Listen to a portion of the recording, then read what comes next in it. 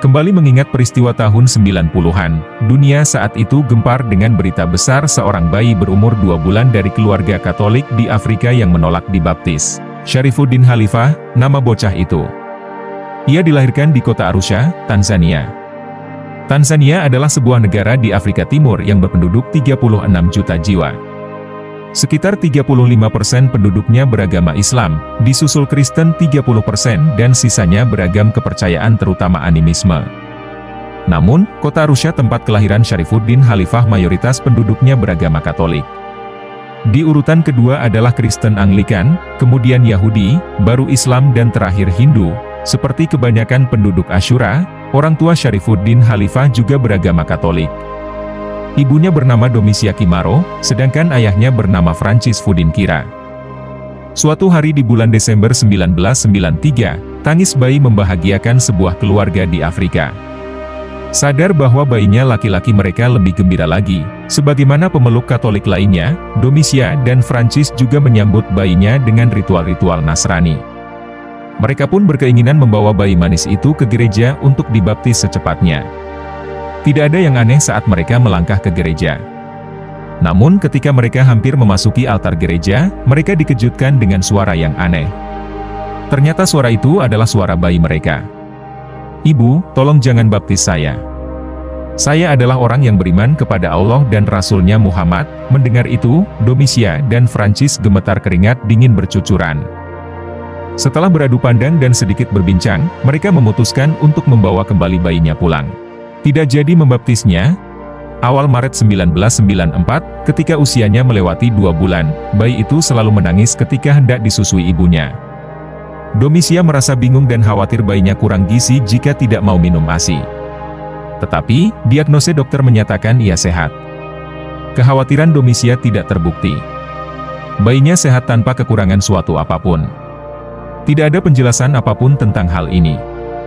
Mengapa Allah mentakdirkan Syarifuddin Khalifah tidak mau minum ASI dari ibunya setelah 2 bulan, di tengah kebiasaan bayi-bayi belajar mengucapkan satu suku kata? Syarifuddin Khalifah pada usianya yang baru 4 bulan mulai mengeluarkan lafal-lafal aneh. Beberapa tetangga serta keluarga Domisia dan Francis terheran-heran melihat bayi itu berbicara. Mulutnya bergerak pelan dan berbunyi, "Fatubu ila abariikum faktulu anfusakum zalikum hairun lakum, inda bariikum, fata'aba, alaikum innahu huwat tawwabur rahim." Orang-orang yang takjub menimbulkan kegaduhan, namun kemudian mereka diam dalam keheningan. Sayangnya, waktu itu mereka tidak mengetahui bahwa yang dibaca Syarifuddin Khalifah adalah surat Al-Baqarah ayat 54. Domisia khawatir anaknya kerasukan setan. Ia pun membawa bayi itu ke pastur, namun tetap saja Syarifuddin Khalifah mengulang-ulang ayat itu. Hingga kemudian cerita bayi kerasukan setan itu terdengar oleh Abu Ayub, salah seorang muslim yang tinggal di daerah itu. Ketika Abu Ayub datang, Syarifuddin Khalifah juga membaca ayat itu. Tak kuasa melihat tanda kebesaran Allah, Abu Ayub sujud syukur di dekat bayi itu. Abu Ayub mengatakan kepada orang tua bayi itu, "Sesungguhnya anak kalian tidak kerasukan setan." Apa yang dibacanya adalah ayat-ayat Al-Quran, di mana ia mengajak kalian bertaubat kepada Allah, kata Abu Ayub. Beberapa waktu setelah itu Abu Ayub datang lagi dengan membawa mushaf. Ia memperlihatkan kepada Francis dan Domisia ayat-ayat yang dibaca oleh bayinya. Mereka berdua butuh waktu dalam pergulatan batin untuk beriman. Keduanya pun akhirnya mendapatkan hidayah. Mereka masuk Islam. Sesudah masuk Islam itulah mereka memberikan nama untuk anaknya sebagai Syarifuddin Khalifah. Keajaiban berikutnya muncul pada usia 1,5 tahun. Ketika itu, Syarifuddin Khalifah mampu melakukan sholat serta menghafal Al-Quran dan Bibel. Lalu pada usia 4-5 tahun, ia menguasai 5 bahasa. Pada usia itu Syarifuddin Khalifah mulai melakukan safari dakwah ke berbagai penjuru Tanzania hingga ke luar negeri. Hasilnya, lebih dari 1.000 orang masuk Islam. Kisah nyata ini terjadi di distrik Pumwani, Kenya, tahun 1998. Ribuan orang telah berkumpul di lapangan untuk melihat bocah ajaib, Syarifuddin Khalifah. Usianya baru 5 tahun, tetapi namanya telah menjadi buah bibir karena pada usia itu ia telah menguasai 5 bahasa. Oleh umat Islam Afrika, Syarifuddin dijuluki bocah ajaib dari Afrika. Perjalanannya ke Kenya saat itu merupakan bagian dari rangkaian safari dakwah ke luar negeri. Sebelum itu, ia telah berdakwah ke hampir seluruh kota di negaranya, Tanzania. Masyarakat Kenya mengetahui keajaiban Syarifuddin dari mulut ke mulut. Orang-orang seperti tak sabar menanti kedatangan Syarifuddin Khalifah.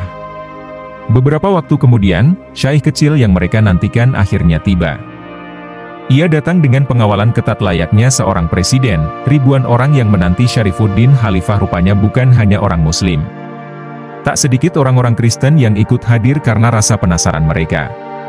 Mungkin juga karena mereka mendengar bahwa bocah ajaib itu dilahirkan dari keluarga Katolik, tetapi hafal Al-Quran pada usia 1,5 tahun.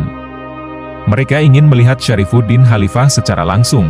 Ditemani Haji Marulin, Syarifuddin menuju tenda yang sudah disiapkan. Luapan kegembiraan masyarakat Kenya tampak jelas dari antusiasme mereka menyambut Syarifuddin. Wajar jika anak sekecil itu memiliki wajah yang manis. Tetapi bukan hanya manis. Ada kewibawaan dan ketenangan yang membuat orang-orang Kenya takjub dengannya. Mengalahkan kedewasaan orang dewasa, kinilah saatnya syaikh cilik itu memberikan tausiah. Tangannya yang dari tadi memainkan jari-jarinya, berhenti saat namanya disebut. Ia bangkit dari kursi menuju podium. Setelah salam, ia memuji Allah dan bersyalawat kepada Nabi. Bahasa Arabnya sangat fasih, diakui oleh para ulama yang hadir pada kesempatan itu. Hadirin benar-benar takjub. Bukan hanya kagum dengan kemampuannya berceramah, tetapi juga isi ceramahnya membuka mata hati orang-orang Kristen yang hadir pada saat itu. Ada seberkas cahaya hidayah yang masuk dan menelusup ke jantung nurani mereka. Selain pandai menggunakan ayat Al-Quran, sesekali Syarifuddin juga mengutip kitab suci agama lain. Membuat pendengarnya terbawa untuk memeriksa kembali kebenaran teks ajaran dan keyakinannya selama ini. Begitu ceramah usai, orang-orang Kristen mengajak dialog bocah ajaib itu. Syarifuddin melayani mereka dengan baik. Mereka bertanya tentang Islam, Kristen dan kitab-kitab terdahulu. Sang syaikh kecil mampu memberikan jawaban yang memuaskan. Dan itulah momen-momen hidayah. Ratusan pemeluk Kristiani yang telah berkumpul di sekitar Syarifuddin mengucapkan syahadat. Menyalami tangan salah seorang perwakilan mereka, Syarifuddin menuntun syahadat dan mereka menirukan, syahadat agak terbata-bata. Tetapi hidayah telah membawa iman.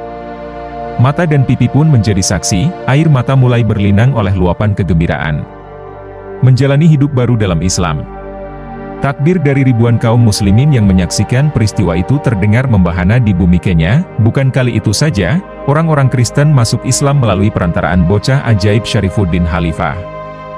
Di Tanzania, Libya dan negara lainnya kisah nyata itu juga terjadi. Jika dijumlah, melalui dakwah Syarifuddin Khalifah, ribuan orang telah masuk Islam. Ajaibnya, itu terjadi ketika usia syaikh kecil itu masih 5 tahun.